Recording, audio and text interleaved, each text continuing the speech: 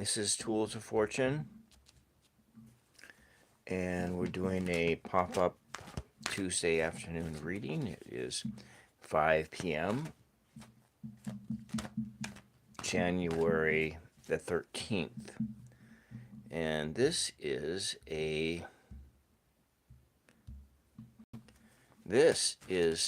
question someone asked the other day, and I had forgotten to answer it. So we are beginning here with Elodicus. Elodicus has asked the question, I took the exam to be a judge. What will the result be? Will I pass? So we're going to start here with that. This is a 3-card. We'll do a 3-card yes, no spread. And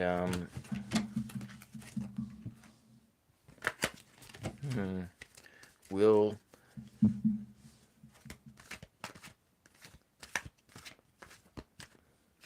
this individual become a judge? Will this individual pass the test? And that's the question. So I have no idea how to pronounce this name, and the name is Elodicus. I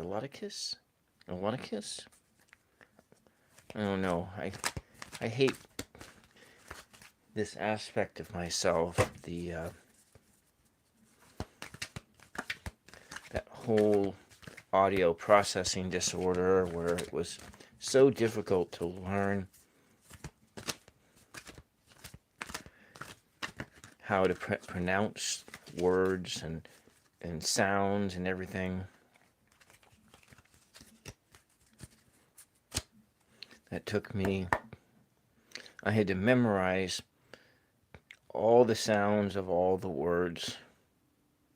So sounding things out that are like weird, like, to me that's weird, but I don't mean to call it a weird thing. Eloticus, I don't know. We'll see. Anyways, I tried. Sorry, I butchered your name. I have no idea how to pronounce that. I apologize. And so we're going to do a 3-card here. Let's knock the question into the cards. I took the exam. Oh, looks like some cards popped out. 2 cards popped out, and I'll take this one down here. And well, it looks like you killed that test. The test is over. That part of your life has ended. You passed the test. That's what the cards show. You have bold. Welcome, Ramsey. Welcome. You have bold. You have the knowledge. You have the passion, the skills in order to do that job. The job as a judge. You have that knowledge. You took the test and you stabbed it with your knowledge. You took it. The test is over. 6-7. 6-7. Wait, somebody. What's that supposed to mean? You know, you're playing with an old person who doesn't know what these things mean. 6 or 7, and so now you're going to be entering into a stage of fulfillment, but your work is just beginning. And so what will be the result of this? You're going to be maybe restless, hot-headed, and so you gotta watch out for this stuff, because when you start this job as a judge, when you get that job as a judge, you gotta not be hot-headed. You need to be measured in your judgments and be fair and practice the law as the law is written. And so this is what we got going. Otherwise, things are not going to work out well for you. Things won't work out well for you if you do not practice the law as the law is written. So if we look at this, just some of the numbers here, 10, 10, 14, that is 34. 3 plus 4 is 7. So we were looking at 7 and 12 and 3. So this meaning is a bunch of thinking job. This is a thinking. You need to spend time to be successful as a judge. You can't be this. Otherwise, it's not going to work for you. So you have to be able to express yourself. And if you don't express yourself right, you're not right in expressing yourself, right in expressing your knowledge, it's just not going to work out for you. That's what I'm getting for you. And but what we have is we have this 10 of swords juxtaposed against this 10 of cups. So the 10 of swords, this is a card about endings. But we're talking about the exam. The exam that you took to be a judge is over. And now you're in this place of happy and joy.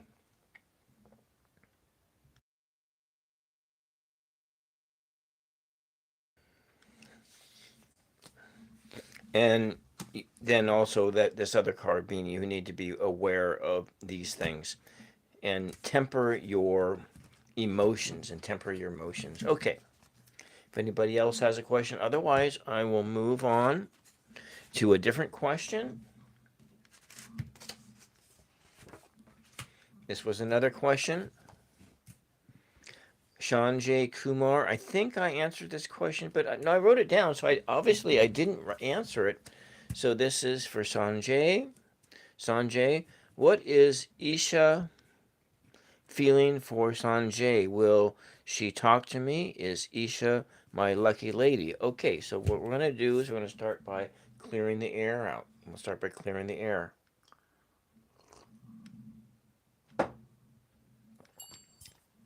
Got to just do this like 6 or 7 times, right? We'll go to 6 or 7. All right, I'm going to just start here by clearing the air.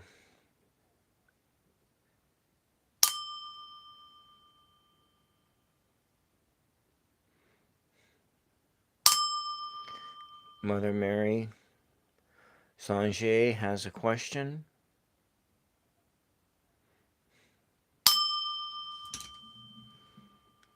Mother Mary, Sanjay wants to know about Isha.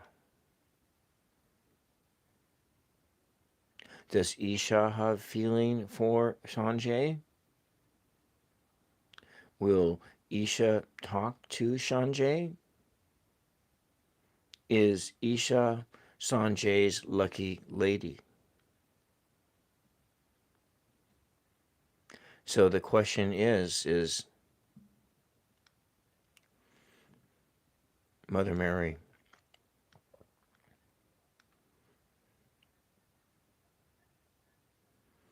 does Isha, I'm going to rewrite the question. Does Isha have feelings for, does Isha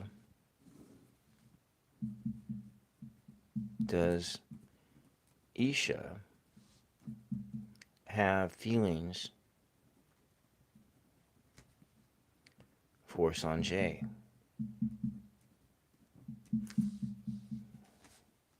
That is the question we are going to attempt to answer here. Remember, you matter out there, and this is for entertainment purposes only. We will be mixing and matching the cards. I'm going to turn them upside down and right side up.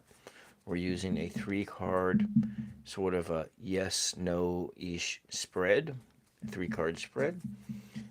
And in this spread, we are thinking in terms of right now, right now. We're not thinking about tomorrow. We're not thinking about yesterday. We're thinking about what is the energy behind right now. And mix and mix them up. Okay. Okay, all right. Let me go and do a shuffle here just to make sure we get everything all mixed up well.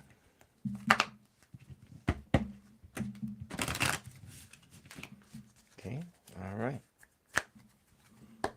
Does Isha have feelings for Sanjay? Everyone, I want you to. You don't know who Isha is. You don't know who Sanjay is. I don't know who Sanjay is. I don't know who Isha is. But Isha and Sanjay exist in our world. And let us bring our attention to Isha and Sanjay. Isha and Sanjay. Reaching our imagination through consciousness to see what the imagination of the consciousness says about Isha and Sanjay. All right.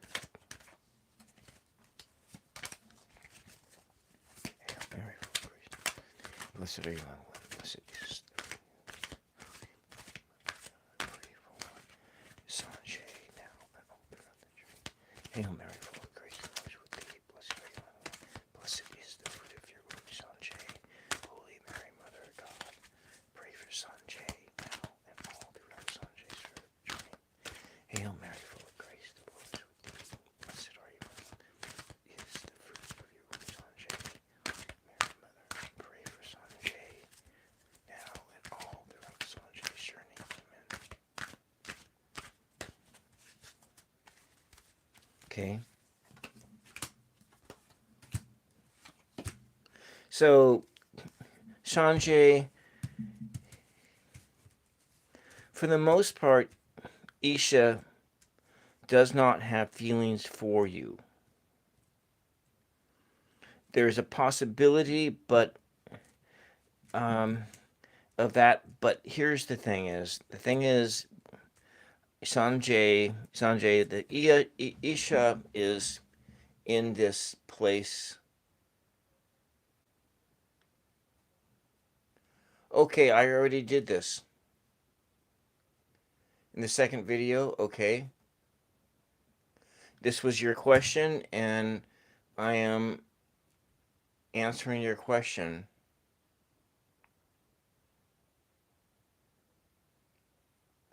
So did I already do your questions about Isha?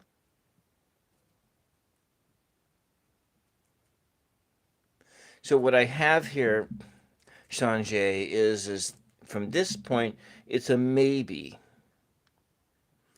but it's a maybe. It's not a yes and it's not a no. But what may be going on in Isha's life right now, Sanjay, is that there's some issues with the family, or there's a lack of emotional support. Oh wait, I'm reading this wrong. It's still a maybe. Sanjay, I saw this as actually, yes, it's a maybe. And it's a but. What is standing in the way here right now, Sanjay, is that Isha may have feelings for you, but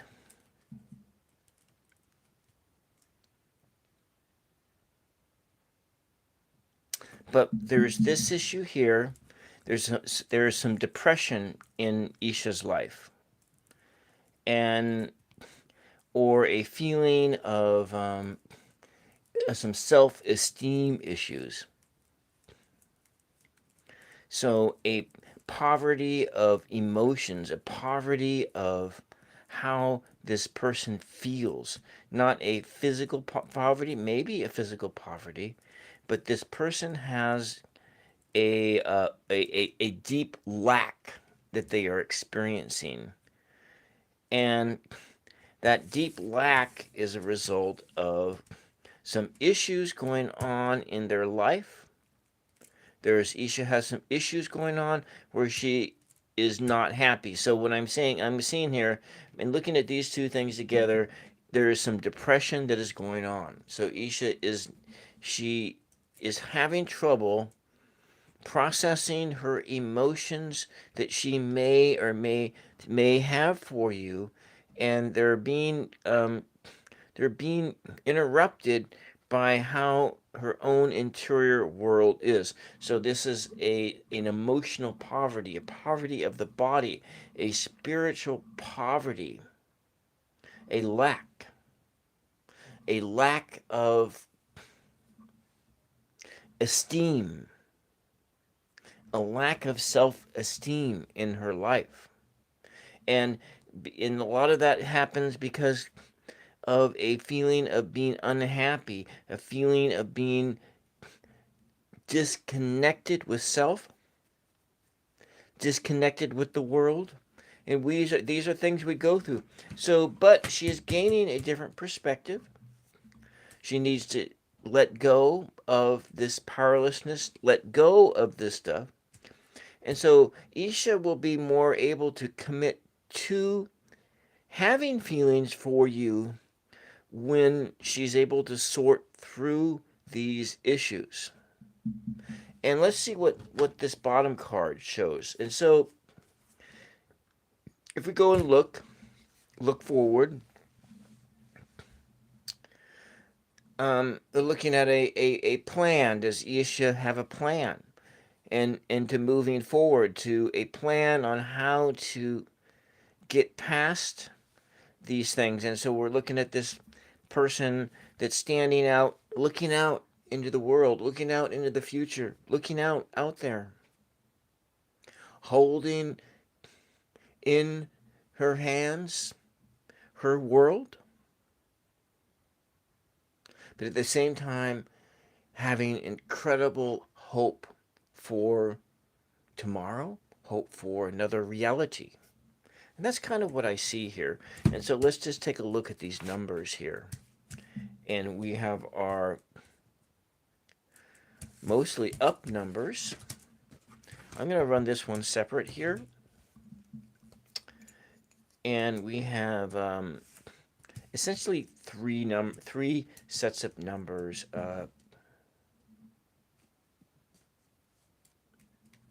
We have a two up number,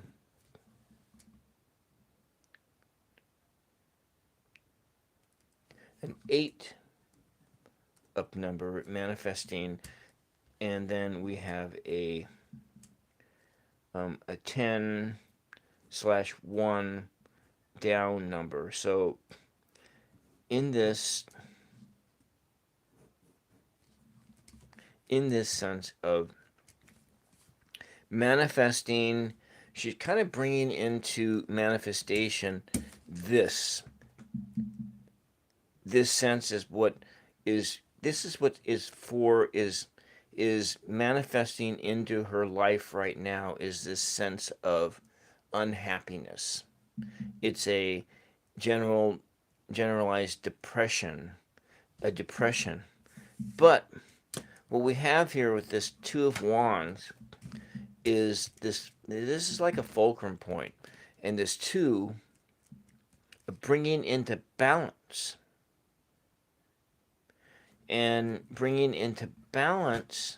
a new reality of a newness, a new reality of bringing into balance between some new thing, which is you, Sanjay, and her own interior world. Her own interior world. And this kind of segues to my thumbnail picture that I have, that of and something that I was thinking of before I turned the camera on, about as we rise in the light, the darkness also rises in us. And so, in this sense that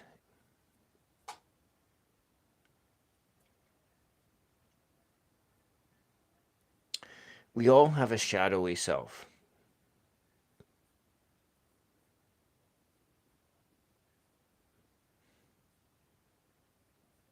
We all have a we are all have a shadow self.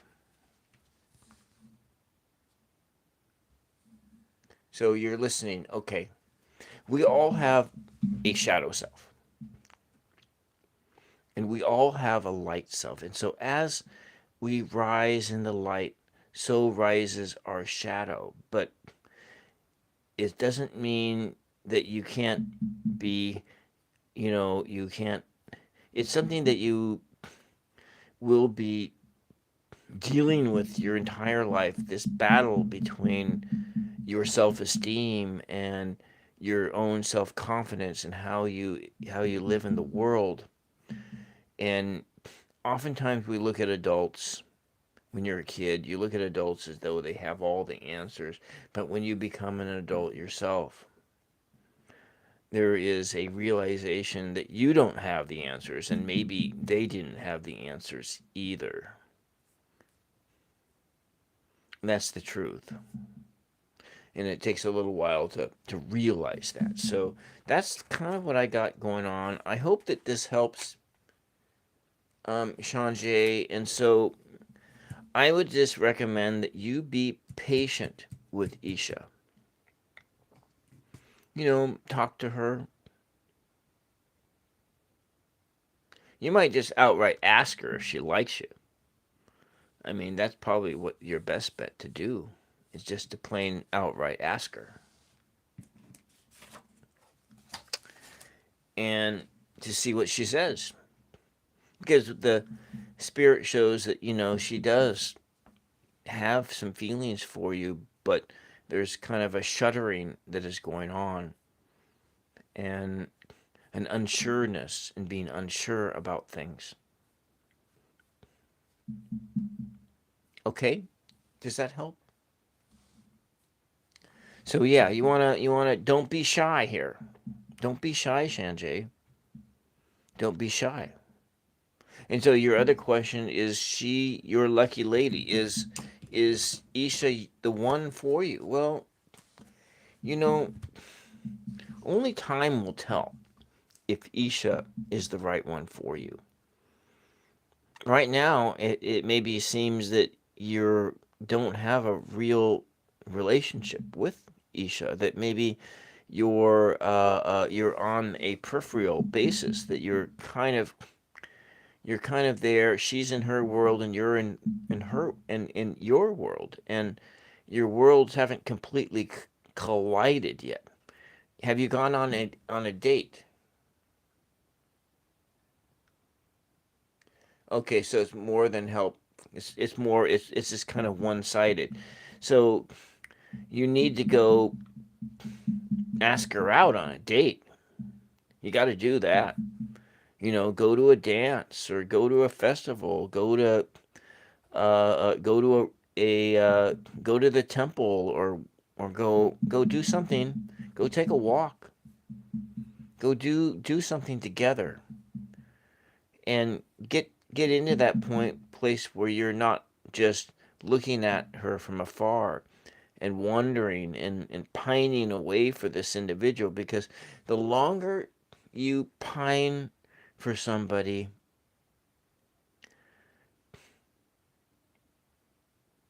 the more fantasy you put into it.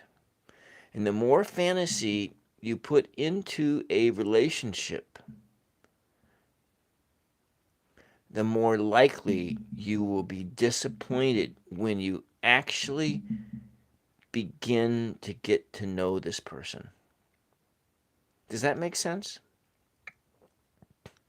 Because one of the things that happens in relationships is that of disappointment, and disappointment is part of and then And then you really won't know if you love a person until you can conquer your disappointment because they do not meet your expectations.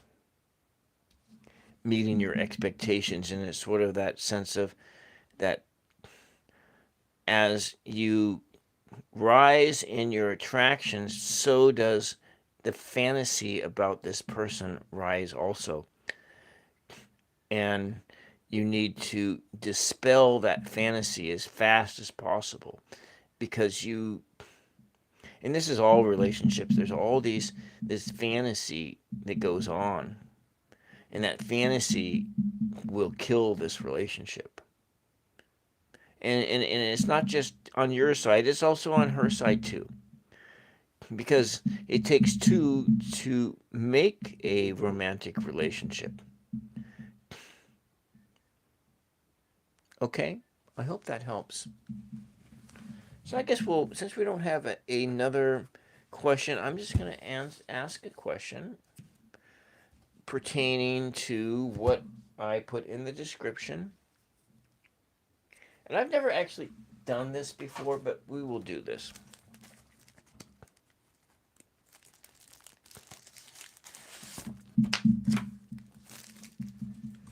I'm just going to ask a question. All right. All right. I got to your question. So I'm going to ask this question. The question being is, this is 113, January 13th, 2026. And this is a total hypothetical because there's really no way to fully know this.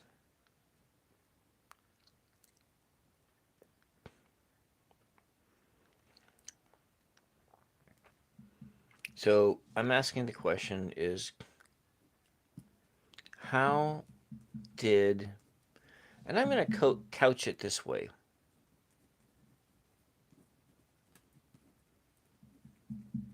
How did the mythological Jesus conquer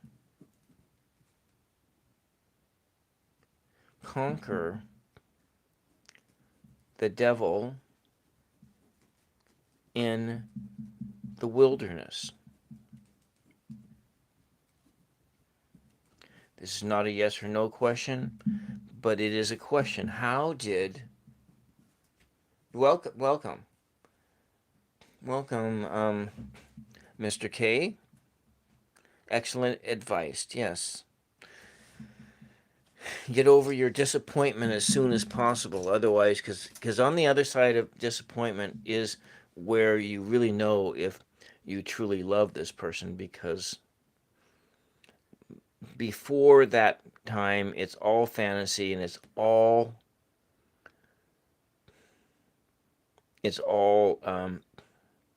what's the word I'm thinking for? Illusion. It's all, no, infatuation. It's all infatuation, and that is what I have. And so we're actually what we're going to be doing here is I'm not I am this is Matthew 4 1 through 11, and I'm gonna set the story up for you. We're gonna read on the Bible. We're gonna read on something in the Bible. Now, I am just going completely on memory here, and so because it's written down in Scripture, it is in the realm of mythology, and because it's something that happened, it probably did never happened, but it happened in a sense that it applies because this happens in all of us. Because if Jesus was a human being, then what Jesus went through are the same things that we go through. But I'm going to go through the mythology just a little bit here. So Jesus gets baptized by John the Baptist. Jesus gets baptized by John the Baptist. And in that baptism thing, the Holy Spirit comes down and says, "This is my beloved Son, whom I'm most pleased with." And this was a an adoption. This is the baptism of Jesus is considered to be the adoption of Jesus into being a spiritual being. And so the Father in heaven, the Mother in heaven give birth to this spiritual Jesus. This is the Christ, the Messiah. And in ancient Hebrew speak, the Messiahs are all the king. So it's the anointing of the king. So King David was a Messiah. King Saul was a Messiah. King Solomon was a Messiah. That's in this Hebrew mythology. That's what Messiah means. And so when we think of Jesus as Messiah, if you come from the Christian tradition, Jesus the Christ, the anointed one, the one who was anointed as a Messiah, and that anointing in the mythological Jesus story occurred when John the Baptist baptized him. It was initiating into this new spiritual mission. And so, right after that initiation, that baptism, Jesus goes into the wild to go into the wilderness, into the desert. And according to the mythology, it parallels the whole the story in Exodus, and then where the Israeli people are, they go across the Red Sea because Moses opens up the Red Sea, or God parts the Red Sea, and they go through the Red Sea and they go into the desert. And in the desert, they wander around for 40 years, and then they cross over into the Promised Land. So we go from an initiation. We are initiated into this system, into this spirituality, into this new path. And Jesus is initiated into this path. And then he goes in to the desert for 40 days where he prays and fasts and has a vision quest. Goes on a vision quest. And then in the desert, Jesus meets with the devil. And the devil tempts Jesus with things like wealth and riches, with being able to rule, and then what was the other? It was like, oh, if you are this Son of Man, if you are this apocalyptic figure, if you are this, then you can command these stones to become bread, and they will become bread. And then, of course, the story ends with Jesus saying something to the effect of, what did he say? It was about don't no, I'm drawing a blank here now. Is that, anyways? He puts the devil down, and what did he say? God, I forgot. And it was right there, and then I forgot, because Jesus puts the devil down to say, "Oh, it's something about not tempting you. You can't command God to do what you will." That's essentially what this is about. And did Jesus recognize his own God consciousness within him? I don't know.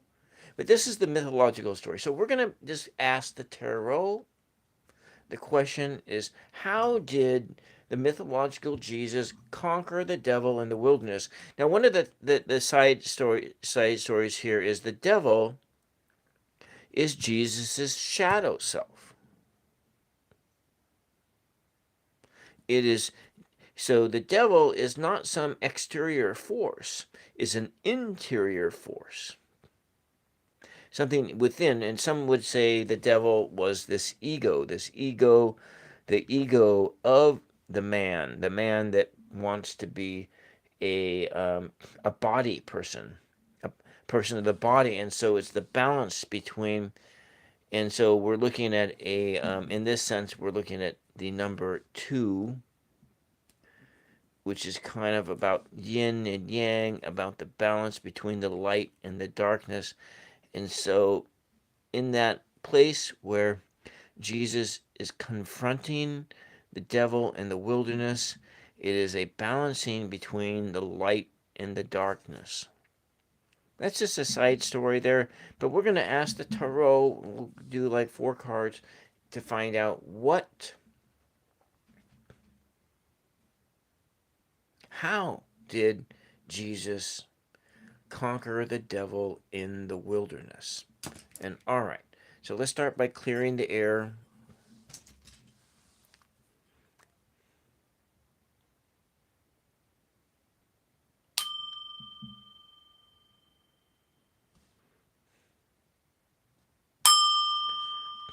Mother Mary, I have a question.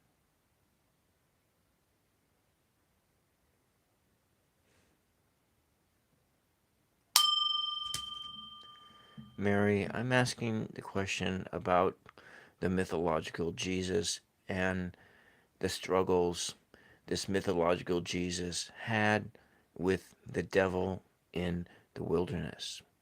How, Mother Mary, Mary Magdalene, did Jesus conquer this shadow self, his shadow self? Okay. All right. We'll just mix and match the cards.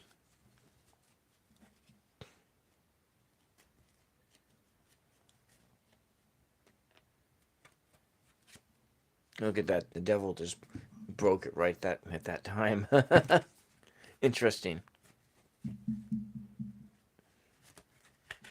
There's that 9 of Swords about worry and everything. Okay. All right. Doing that, I'm going to give it some shuffle. So, Mr. DD, you can tell me when to stop shuffling here. You can tell me when to stop shuffling.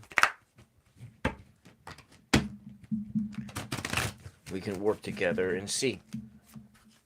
That's if you're still there.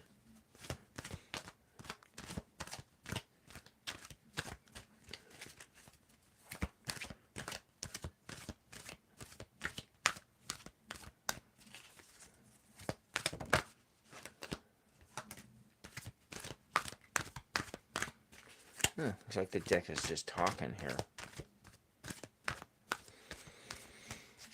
Okay.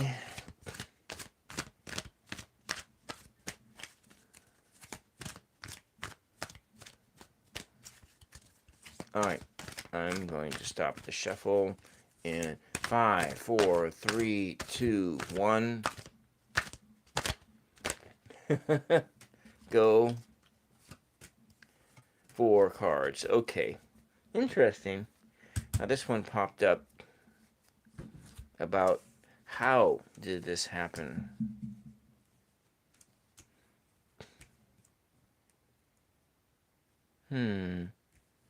Interesting. So,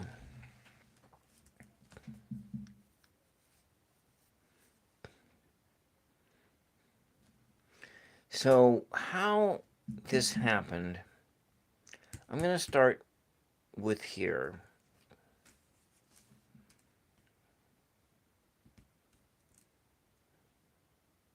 With the Queen of Pentacles in the reverse form, and it was attending to what was present.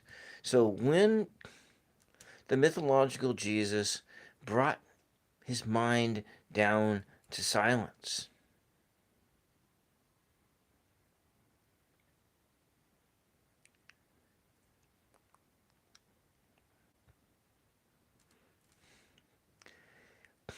many things started to flood into the mythological Jesus's mind.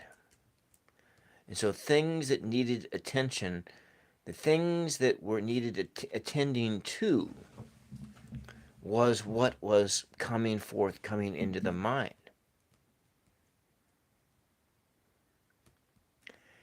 There was a sense of being disconnected from nature, disconnected from Jesus' own nature, disconnected to this feminine spirit within him, a disconnection, a general disconnection. So attending to the attention of the mind was attending to these weaknesses, these disconnections. And so Jesus conquered that by reconnecting to nature and reconnecting to the nature of the body. That wildness within. Being disconnected from the wilderness caused the shadow to rise. But reconnecting to that wildness put the shadow into its place, to be able to name what that shadow was. And so in that, there was a distinguishing, a diminished anxiety, because prior to this, it was massive amounts of anxiety, worry about the shadow self, worry about that devil within, causing this spirit to falter, to be disconnected. And through that, seeing through the anxiety, seeing that you are indeed disconnected from your wildness, from the wilderness, from the wildness comes this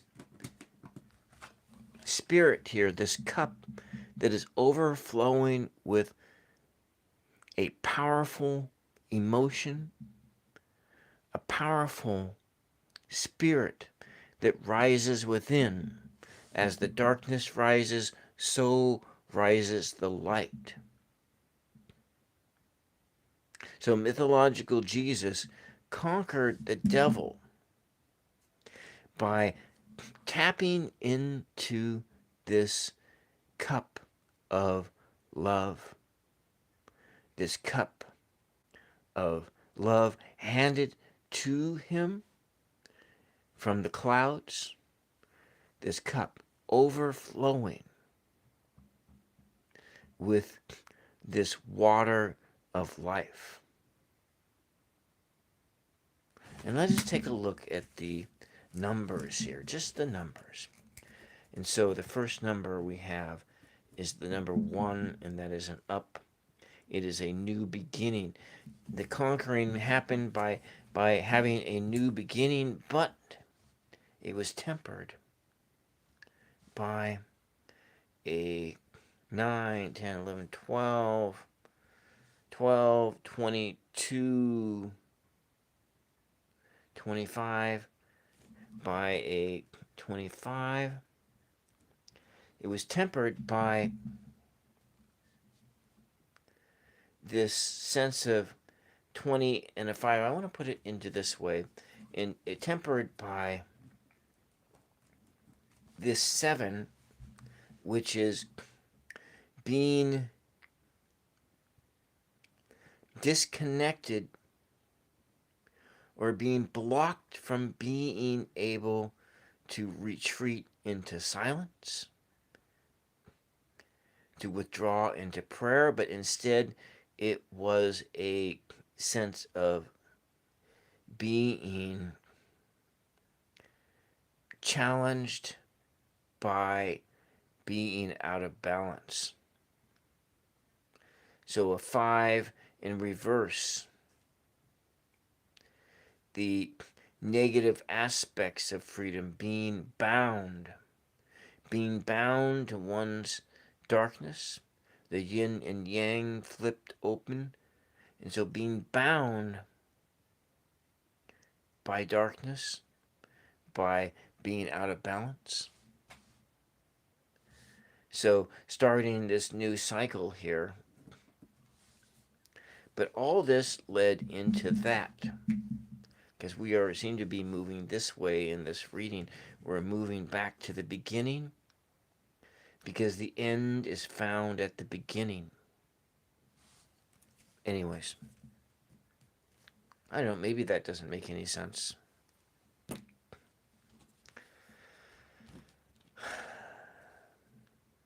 I'm at the beginning of a migraine. I had that when I woke up today.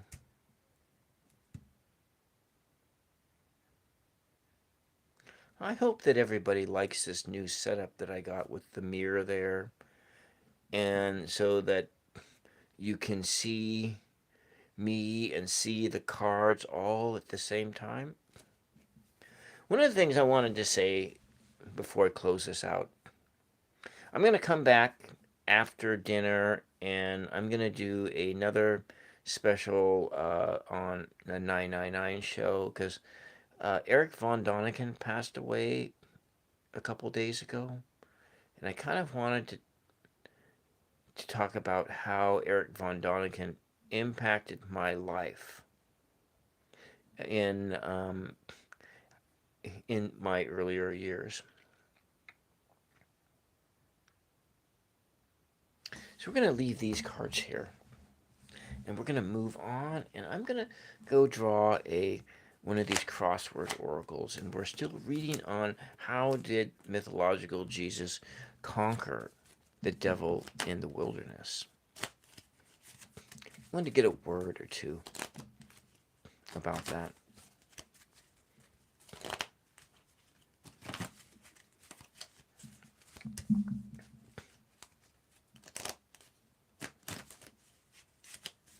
You should probably read on this question again.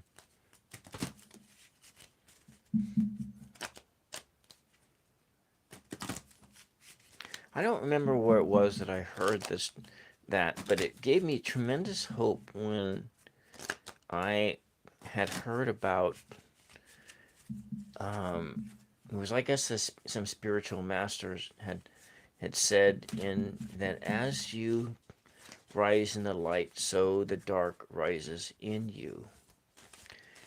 And then then I looked at the whole temptation in the desert story.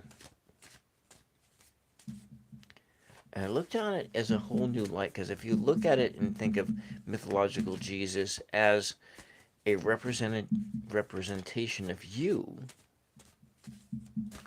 and not some individual that is far above you, not Jesus on a pedestal, this is Jesus that is walking with you as a friend. Look, the number 7. That's interesting. It just popped out, the number 7. This is all about the number 7. It's about that withdrawing into yourself, withdrawing from the world in order to reconnect in prayer. The 7. Interesting. Well, one of the things I wanted to say is as far as I know, I might be the only tarot channel on YouTube that uses a lot of Christian imagery. Now, I'm not, my Christianity is more, it is more mystic, it's more esoteric, it's more occult. Occult, those 3 words have similar meanings. Mystic, or gnosis, or experience.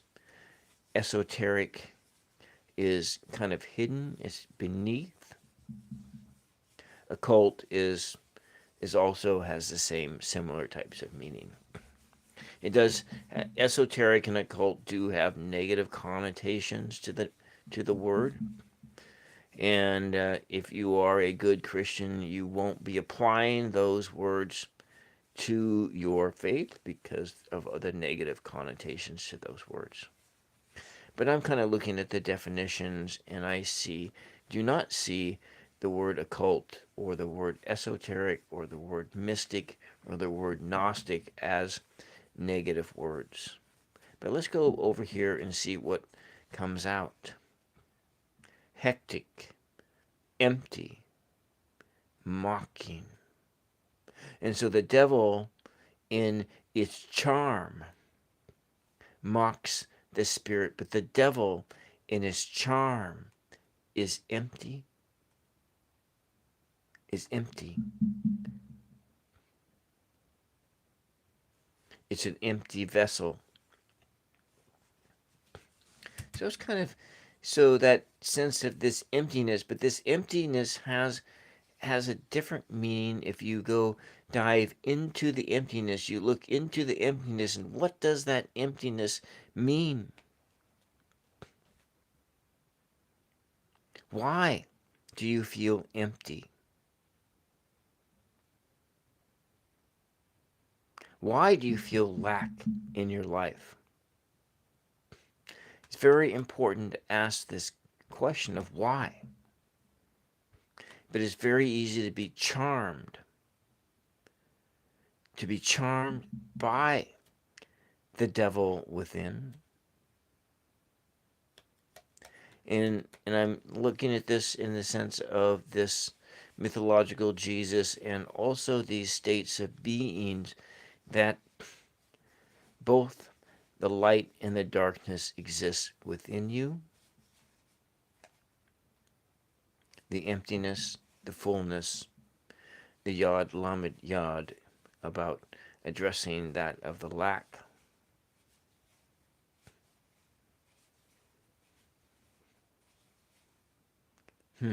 Interesting. See the sky, mix the light and the dark together, open the chest, and there is the moon. The moonlight dispels the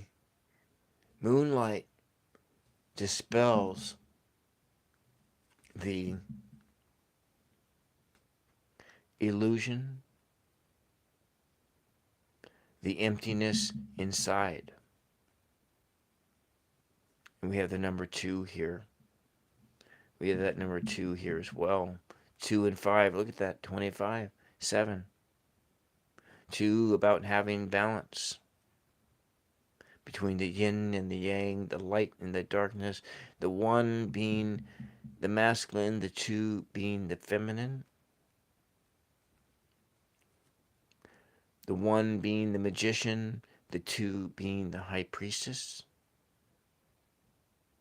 and the 0 being you, the fool, jumping into this journey. And that's all we got for today.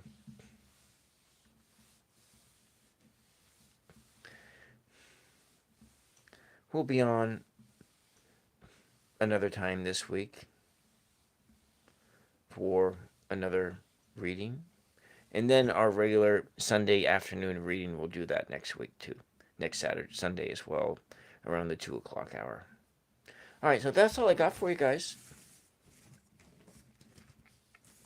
If you like the video, hit the like button, hit the sub button.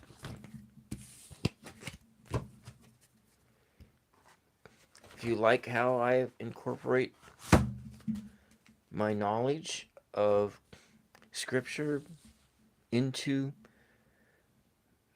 divination, and as I was like looking at somebody else's channel who is also kind of a Christian mystic, and the gifts of the spirit of discernment and prophecy. And there was a paper that I haven't read yet, but it's about this paper. It's kind of about, and essentially what I can see it in the title, or what I think it's about, is that prophecy, P-R-O, prophecy as divination, prophecy is a practice of divination. prophecy, and then maybe in a sense that discernment is also, because discernment, discern, discern, discernment is a part of prophecy. So, in the gifts of the Spirit of what divination is about prophecy and discernment. But prophecy, in my memories and my studies of the Bible from college, prophecy is not necessarily about tomorrow. It's about uncovering what is happening today and yesterday. The tarot is a tool that one uses to dig down into the subconscious, dig down into the hidden mind in order to uncover some truth. And so how that happens, and I read it in a gospel, one of the Gnostic Gospels, I think it was of John, I don't know, I'm going to have to go back in. I'll go back over it and I'll bring it forth to you in what it was, just how this all happens. The how of it is all in the realm of imagination. And how important imagination is in uncovering knowledge that exists within. I have that gospel right here. Let's just go open that up. And this is Gnostic Gospels, because one of the goals I had for this year was to read more books and to read all of the Gnostic Gospels. And I've been reading the Gospel of Thomas for years, but this is from the book of Thomas, the secret sayings of the Savior from the book of Thomas.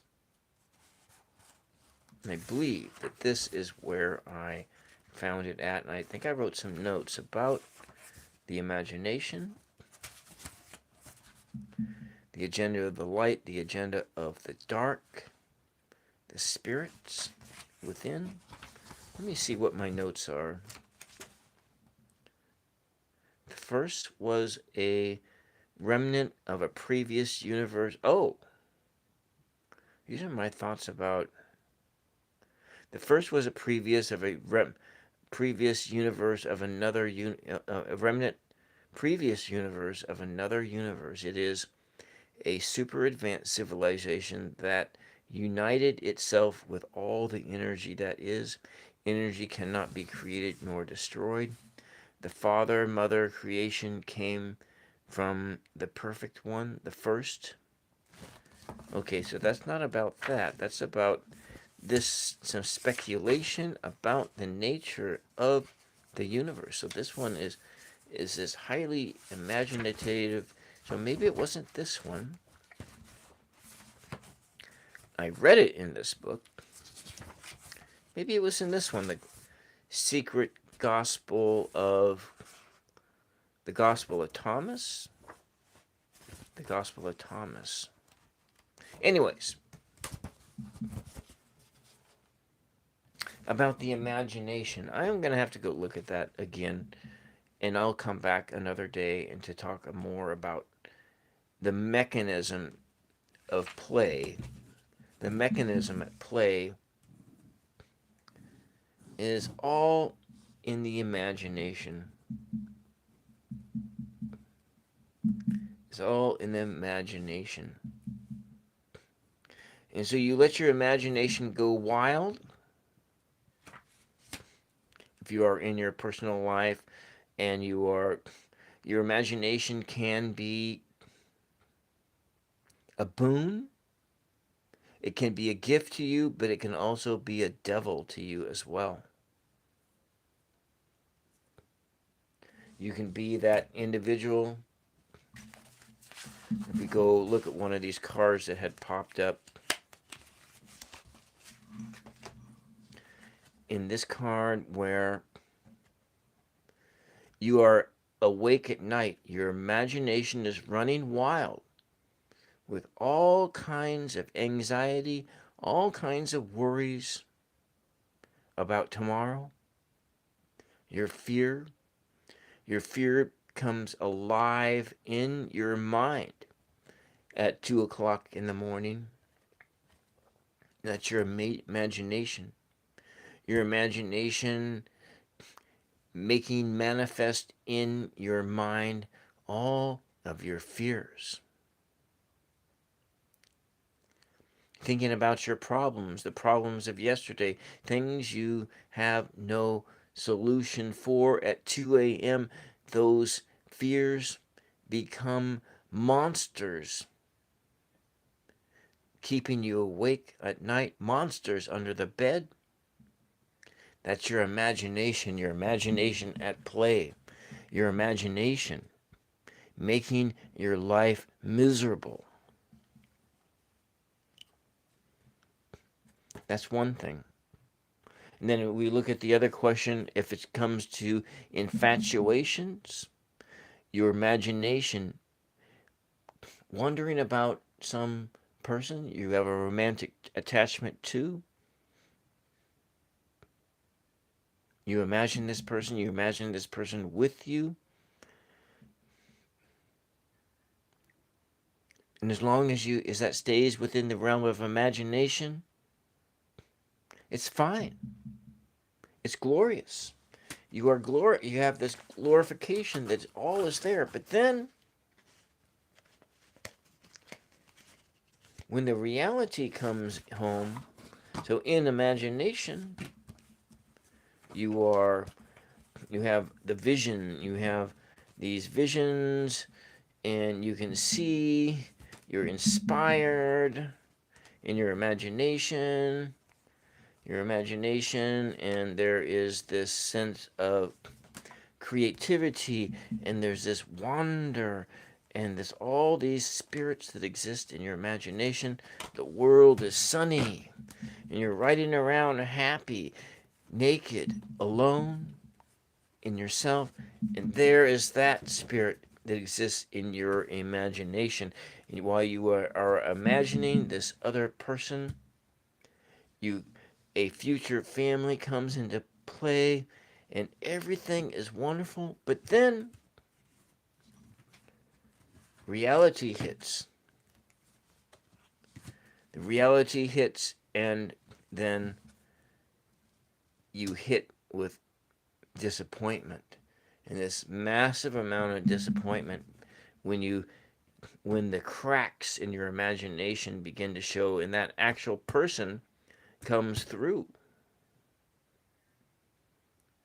The longer you sit in that imaginary world,